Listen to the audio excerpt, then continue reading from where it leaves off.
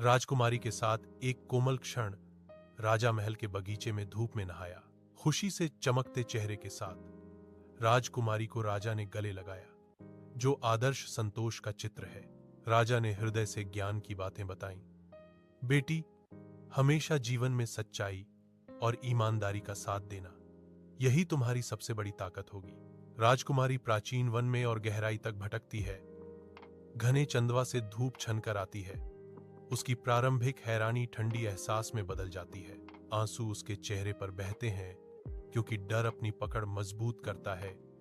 जंगल की छायाएं उसके दिल में बढ़ते हुए निराशा को दर्शाती हैं।